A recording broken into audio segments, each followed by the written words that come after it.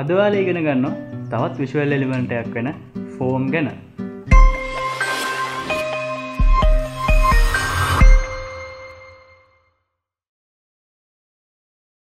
අදත් අපේ ක්‍රියේටිව් වල සාදරයෙන් පිළිගන්නවා Grafitics channel එකට. ඉතින් අද මම ඔයාලට කියලා දෙන්න යන්නේ මේ විෂුවල් එලිමන්ට් වල ඉන්න තවත් එක විෂුවල් එලිමන්ට් එකක් වන ෆෝම් ගැන.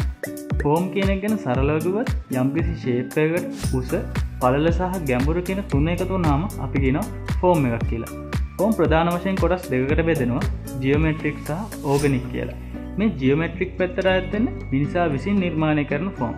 මෙන්න මේ වගේ සරල ෆෝම් වල ඉන්න සංකීර්ණ ෆෝම් වෙනකම් මේ ජියොමෙට්‍රික් පැත්තට අයත් වෙනවා. ඊට පස්සේ අපි බලමු ඕගනික් ෆෝම් කියන්නේ මොනවද කියලා. ඕගනික් ෆෝම් කියන්නේ මෙන්න මේ වගේ ටිකක් ස්වභාවික පැත්තට බර ෆෝම්ස් වල. මේ ෆෝම් ගැන කතා කරනකොට අපි පාවිච්චි කරන වර්ණ, ඒ වගේම ටෙක්ස්චර්ස්, ඒ වගේම මුහුණට ස්වභාවයත් මේ ෆෝම් වල වෙනස් වීමට බලපානවා.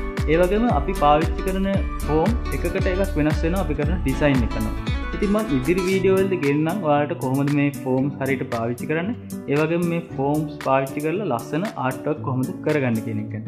අද වීඩියෝ එක ගැන ඔයාලා මොකද හිතන්නේ? පල්ලෙහා කමෙන්ට් සෙක්ෂන් එක තියෙනවා, කමෙන්ට් කරන්න. ඔයාලගේ යෝජනා, චෝදනා වගේම අදහස් අපිට වන්න. අපිව තාම subscribe කරලා නැත්නම් පල්ලෙහා තියෙන රතු පාට subscribe button එක බලලා අපිව subscribe කරන්න. bell icon එක click කරොත් විතරයි මම වීඩියෝ එක අප්ලෝඩ් කරපු ගාම ඔයාලට notification එකක් එන්නේ. වීඩියෝ එකට කැමති නම් like කරන්න, ඔයාලගේ යාළුවන්ටත් දැනගන්න මේ වීඩියෝ එක share කරන්න. මේ තියෙන මගේ social media මාව like කරන්න, follow කරන්න. එහෙනම් අපි තවත් වීඩියෝ එකකින් හම්බෙමු.